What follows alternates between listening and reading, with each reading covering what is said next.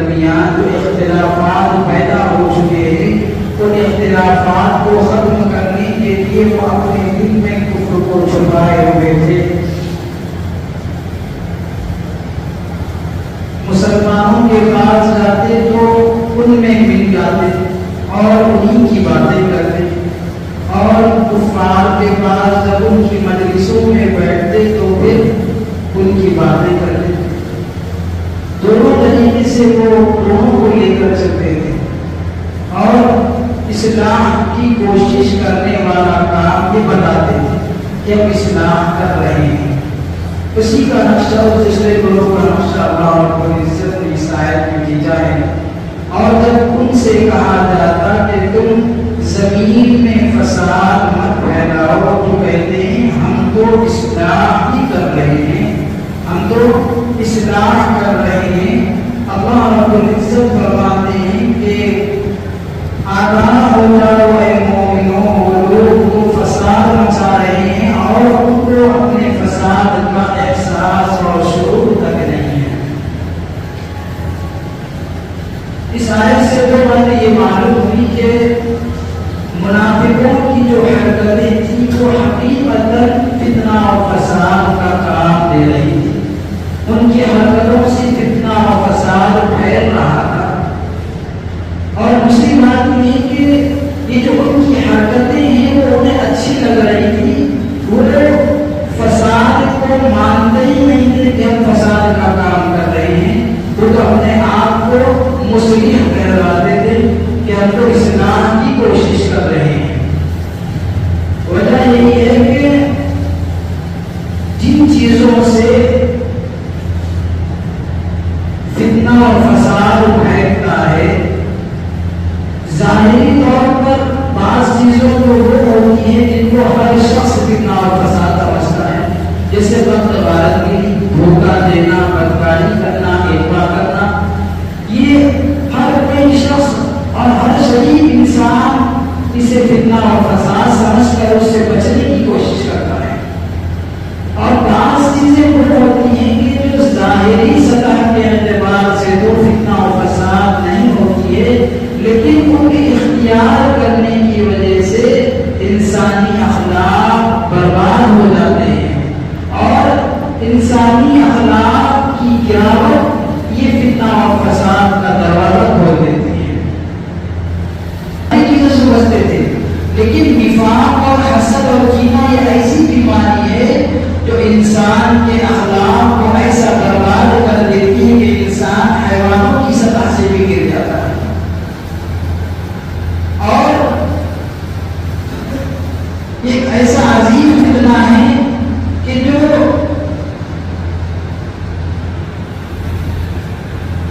درندوں کے جانور جتنے بھی ہیں ان سب کے فتنے سے زیادہ خطرناک فتنہ ہے. یعنی کہ ان کے ظلم کو روکنے کے لیے قانون ہے, قانون کی طاقت سے ان کو روکا جا سکتا ہے, لیکن جب قانون بنانے والا کون ہوتا ہے, قانون بنانے والا انسان ہوتا ہے. جب انسان ہی انسانیت کی سطح سے گر جائے تو پھر قانون کی جو گد بنے گی وہ ساری دنیا دیکھ رہی ہے. اور اسی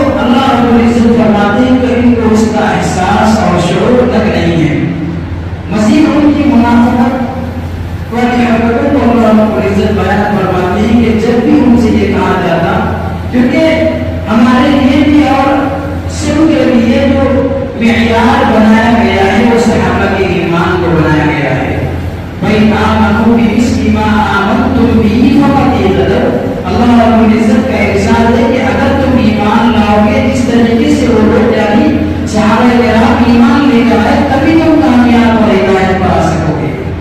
तो जब कभी उन मुनाफिकों से कहा जाता कि तुम सहाबा जैसा ईमान लेकर आओ, मजबूत कायम हो, ऐसा नहीं कि जहां पर इस्लाम को तरक्की हो रही है वहां पर तुम इस्लाम का साथ देने लगो, और जहां कहीं जाहिर तौर पर इस्लाम को शिकस्त हो तो फिर तुम उसको छोड़कर अपना दूसरा रास्ता इख्तियार करो।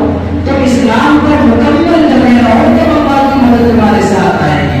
जाहिरी तौर पर कुछ तंगियां परेशानियां तो जरूर आएगी, लेकिन तुम अपने ईमान में मजबूत और कामिल रहो। तो जब उनसे ये कहा जाता कि तुम ईमान लेकर आओ जैसा कि लोग ईमान लाए, यानी अन्नास से मुराद यहाँ पर है सहाबा किराम, क्योंकि मेयार तो सहाबा का ईमान है। तो जैसे सहाबा ईमान लेकर आए तो ईमान लाओ, तो कहते हैं कि क़ालू अनुमिनु कमा आमन सुफहा, क्या ईमान लाए जैसा ये बेवकूफ लोग ईमान लाते हैं। सहाबा किराम को बेवकूफ समझते थे, यानी वो कहते थे कि जो दुनिया में खसारे में पड़ा हुआ है, दुनिया के एतबार से नुकसान और घाटे में जिसे कोई परवाह नहीं है अपनी तरक्की की दुनिया की, अब उस तरीके का ईमान लाए कि हर दौर में चलता आ रहा है। जबकि अल्लाह रब्बुल इज्जत का इरशाद है, अल्लाह रब्बुल इज्जत फरमाते हैं कि इन्ना फी खल्क़िस समावाति वल अर्दि वख्तिलाफिल लैली वन नहारी लआयातिन लिउलिल अलबाब, कि जमीन और आसमान की पैदाइश में और दिन और रात के आने जाने में निशानियां हैं अक्लमंदों के लिए। अक्लमंद लोग कौन है? अक्लमंद कौन है? दुनिया समेटने वाला नहीं। अल्लाह रब्बुल इज्जत फरमाते हैं कि अल्लज़ीना यज़कुरूना अल्लाह क़ियामन व qu'ूदा, कि जो लोग अल्लाह का जिक्र करते हैं दिन रात, ये लोग अक्लमंद हैं। अल्लाह के जिक्र के नतीजे में इंसान के दिल दिमाग में एक फिक्र पैदा होती है। तो अक्लमंद लोग वो है जो जिसके पास अल्लाह के नजदीक जिसकी कुछ भी अहमियत नहीं है, यानी दुनिया की, उसको छोड़कर अल्लाह की याद में जो लगे हुए हैं। हाँ, दुनिया के पीछे जाना यानी पैसा हासिल करना ये कोई ऐब की बात नहीं है, लेकिन उसी में लगे हुए हैं, उसी को अपना मकसद और उसी को अपनी जिंदगी का मकसद बनाए हुए हैं, और उसमें इतना मशगूल होता है कि हमें आखिरत का कुछ ख्याल ही नहीं है। ये चीज गलत है। सहाबा किराम में भी बहुत सारे सहाबे बहुत कमी थे जो मालदार सहाबा थे, लेकिन अल्लाह ने उनकी मालदारी की भी मिसाल बयान की है कि वो अपने माल के जरिए से भी इस्लाम को तक़वियत देते थे, इस्लाम की ताईद में उस माल का इस्तेमाल करते थे। तो ये भी एक दीन का एक हिस्सा है। तो मेरा अल्लाह रब्बुल इज्जत फरमाते हैं कि जब उनसे ये कहा जाता कि तुम ईमान लाओ जैसा सहाबा किराम ईमान लाए हैं, तो कहते हम इन बेवकूफों की तरह ईमान लाए। अल्लाह रब्बुल इज्जत फरमाते हैं कि अला इन्नहुम सुबहाउ वलाकिन्ना यअलमून, खबरदार, अल्लाह के माने आते हैं आगाह हो जाओ, यही लोग बेवकूफ है, यही लोग बेवकूफ है और वो जानते भी नहीं है। इस्लाम का गोल काला होने वाला है, इस्लाम को तरक्की मिलने वाली है। ये लोग ज़ाहिरी तौर पर इस्लाम की शिकस्त को देखकर अपना रुझान किसी और तरफ कर रहे हैं, यही लोग बेवकूफ है, यही लोग दीन से गाफिल है और उसको इनको इसका एहसास तक नहीं है। इनकी एक सिफत ये थी कि जब कभी अपने रईसों से, मुनाफिकीन, शयातीन से, शयातीन के माने ये आम है, यानी हर वो शख्स जो गुमराही का रास्ता बदलाए वो शैतान होता है। जरूरी नहीं है कि शैतान बस एक ही हो जो इंसान की नसों में फैलता हो, बल्कि हर वो لے جائے اور غلط راستہ لوگوں کو بتائے وہ بھی شیطان ہے. تو یہاں پر شیاطین سے مراد ہے، یہاں پر شیاطین سے مراد ہے ان کے اپنے رؤساء، منافقین کے بڑے بڑے سردار. تو جب کبھی وہ ایمان والوں سے ملاقات کرتے ان کی منافقانہ حرکتوں کو اللہ رب العزت بیان فرماتے ہیں کہ جب کبھی ایمان والوں کے پاس آتے تو کہتے ہیں قالوا آمنا فإذا لقوا الذين آمنوا قالوا آمنا. ایمان والوں سے ملاقات کرتے تو کہتے ہیں کہ ہم ایمان لائے ہیں، ہم تمہارے ساتھ ہیں. اور جب فإذا خلوا إلى شياطينهم اپنے شیاطین رؤساء کے ساتھ کنائیوں میں ملتے ہیں تو کہتے ہیں انا معکم، ہم تو تمہارے ساتھ ہیں، ہم تو تمہارے ساتھ ہیں. پھر کہتے ہیں کہ وہاں کیوں جا رہے؟ جب ہمارے ساتھ ہو تو ایمان والوں کے پاس تم کیا کر رہے ہو؟ کہتے ہیں کہ انما نحن مستہزئون، ہم تو بس ان کا مذاق اڑانے جاتے ہیں، ہم تو ان کا مذاق اڑانے جاتے ہیں. ان کی ایک فطرت یہ تھی کہ جو مسلمان نئے نئے اسلام میں داخل ہوئے، جو بالکل ابھی عقائد میں پختہ نہیں تھے، کمزور تھے، ان کے پاس جا کر کفار اور منافقین کے اعتراضات ان کے دلوں میں لاتے تھے تاکہ وہ ایمان کے سلسلے میں، اسلام کے سلسلے میں ایک تذبذب کا شکار ہو جائے. یہ جان بوجھ کر کرتے تھے، ان کے خیالات کو، ان کے نظریات کو، اسلام کے خلاف اعتراضات کو ان کے سامنے پیش کرتے تھے تاکہ ان کے پاس کوئی جواب ہی نہیں کہ وہ لوگ ایک شک میں پڑ جائے اور ان کے راستے کی طرف چلے. یہ کوششیں کرتے تھے. تو منافقین جب کہتے کہ بھائی ملتے تو کہتے ہم تمہارے ساتھ ہیں، ہم تو بس ان کا مذاق اڑانے کے لیے اور ان کے راز کی باتوں کو جاننے کے لیے ہم ان کے پاس بیٹھتے ہیں. لیکن اللہ رب العزت فرماتے ہیں کہ وہ کیا مذاق اڑاتے ہیں. اللہ یستہزئ بہم ویمدھم فی طغیانہم یعمہون، اللہ ان کا مذاق اڑاتا ہے. مذاق اڑاتا ہے یعنی اللہ انہیں سزا دے گا، اللہ انہیں ان کی حرکتوں کی سزا دے گا. اللہ رب العزت کی قدرت تو یہ ہے کہ بر وقت کسی کو سزا دے دے. یہ اللہ ہر چیز کو پاتے ہیں کہ جب کوئی بندہ غلطی کرے، غلط راستے پر چلے جائے تو اللہ کی قدرت اتنی کامل ہے کہ اسے اسی وقت اسے توڑ کر اسے ختم کر دے. لیکن اللہ کی سنت یہ نہیں ہے. اللہ رب العزت پہلے موقع دیتے ہیں، انسانوں کو سدھرنے کا موقع دیتے ہیں اور اس میں بھی حکمت ہوتی ہے. یہی فرماتے ہیں کہ اللہ یستہزئ بہم، اللہ رب العزت ان کا مذاق اڑاتا ہے، یعنی اللہ رب العزت انہیں سزا دیں گے لیکن ویمدھم فی طغیانہم یعمہون، اللہ رب العزت انہیں مہلت دے رہے ہیں تاکہ وہ سرکشی میں اور بھٹکتے رہیں، سرکشی میں اور مزید بھٹکتے رہیں. لیکن جب وقت آئے گا ان کو پکڑنے کا تو پھر وہ ایسا لمحہ ہوگا جو نہ پیچھے آئے گا نہ آگے جائے گا. لا یستأخرون عنہ ساعۃ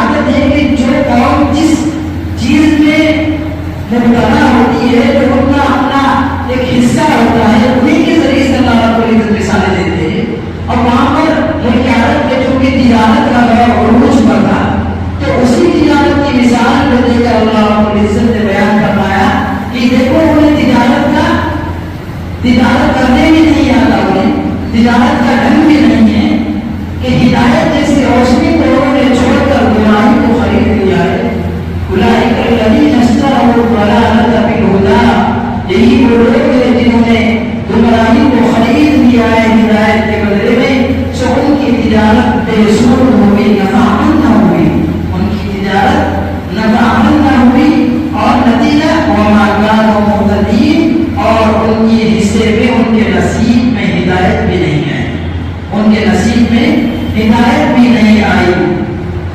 دیکھیے ایک بات یاد رکھیے کہ یہ ایسا نہیں کہ اللہ رب العزت اس میں مثالیں بیان کر رہے ہیں ایمان والوں کی، کفار کی، منافقوں کی، تو یہ ایسا نہیں کہ وہ لوگ گزر چکے ہیں، ہر انسان اس کا مخاطب ہے۔ اللہ رب العزت ہر انسان سے مخاطب ہے کہ ہر انسان یہ سوچے کہ اللہ رب العزت میرے بارے میں اس سے خطاب کر رہے ہیں۔ اگر ہمارے اندر بھی کوئی چیزیں ہیں، یہ نہیں ہو سکتا کہ رام بھی رہے اور راضی نہیں بھی رہے۔ ہمیں ایک راستے کو چن کر اس پر استقامت سے رہنا ہے۔ ایک صحیح راستے کی پہلے ہم نے اللہ رب العزت سے سیدھے راستے کی دعا تو کر لی، اہدنا الصراط المستقیم، لیکن دعا کر لینا ہی کافی نہیں ہے۔ اس سیدھے راستے پر کس طریقے سے چلے، جن کو دیکھیے اللہ رب العزت نے وہ بھی بتا دیا کہ جو اللہ کے نیک بندے ہوتے ہیں، جن پر اللہ کے انعامات نازل ہوئے ہیں، تو ان کے راستے کو پکڑ کر چلو تو تم ہدایت پر رہو گے، اور تم جس راستے پر ہو تم اسی پر استقامت سے رہو، تب اللہ رب العزت نتیجہ دیں گے اس کا۔ یہ نہ ہو کہ ماحول کے اعتبار سے، جیسا کہ آج کا نام ہے کہ بھائی ماحول کے اعتبار سے چلنا چاہیے، سب خوش ہو جائے، یہ نہیں ہو سکتا۔ سب ناخوش ہو اللہ خوش ہو جائے، یہ اصل چیز ہے۔ ایک اللہ کو راضی کر لو، ساری دنیا سے دشمنی بول لو، یہ اللہ کو منظور ہے، لیکن ایک اللہ کو ناراض کر کے ساری دنیا سے تم ان سے دوستی کا عہد کر لو، ان کو راضی کرنے میں لگ جاؤ، تو یہ بہت ہی خطرے کی بات ہے۔ پہلے تو سیدھے راستہ اللہ رب العزت سے مانگو، پھر اس سیدھے راستے پر استقامت کے ساتھ چلو۔ تکلیفیں آئے گی، اللہ رب العزت اگر ایمان والوں کو بدلہ دینا ہوتا ہے اس دنیا میں، تو پھر کفار کو کچھ نعمتیں نہیں دیتے اللہ تعالیٰ۔ اگر دنیا کی اللہ رب العزت کے بعد کسی نہ کسی درجے میں اہمیت ہوتی تو اللہ رب العزت کافروں کو یوں ہی آزاد نہیں چھوڑتے، اور جو جتنا اللہ کا نافرمان ہوتا ہے وہ اتنا ہی مظلوم ہوتا ہے، کیونکہ اللہ رب العزت اور کمانے کے راستے اس کے لیے کھول دیتے ہیں۔ اللہ رب العزت کے پاس اس دنیا کی مثال مچھر کے پر کے برابر بھی نہیں ہے، تو پھر اللہ رب العزت اپنے ایمان والے بندوں کو اس گھٹیا چیز میں کیوں پھنسائیں گے؟ اس دنیا سے اللہ تعالیٰ جتنا ہو سکے ان کو بچانے کی کوشش کرتے ہیں۔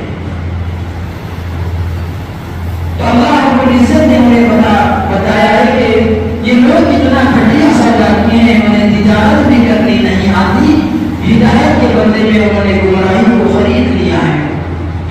یہ تین دوسرے گروہ منافقوں کا جو اصلاح کی کوشش کرتا تھا، حق اور باطل کے درمیان ایک سمجھوتا کرنا چاہتا تھا، لیکن اللہ رب العزت فرماتے ہیں کہ یہ لوگ، ان کی حرکتیں یہ فساد کا ذریعہ ہے۔ حقیقت میں ان کی حرکتوں سے فساد ہی پھیل رہا ہے اور اس کا شروع رہی ہے۔ آگے بھی اللہ رب العزت تیسرے گروہ کا تذکرہ کر رہے ہیں کہ جو بالکل تصدق کا شکار ہے، یعنی بس جہاں کہیں ترقی ہوتی وہاں پر ایک کنارے میں ٹھہرے ہوئے تھے، وہ یہاں پر دیکھتے کہ بھائی اسلام کو شکست دی تو وہاں سے ہٹ کر چلے جاتے، اور دیکھتے کہ بھائی بس اسلام کی ترقی ہو رہی ادھر آ گئی، تو یہ ایک کنارے پر ٹھہرے ہوئے تھے۔ ان کی مثالیں اللہ رب العزت بیان فرماتے ہیں، انشاءاللہ اس کا تذکرہ تفصیلی طور پر آئندہ مجلس میں آئے گا۔ اللہ رب العزت عمل کی توفیق نصیب فرمائے۔ سبحان اللہ و بحمدہ، سبحان اللہ۔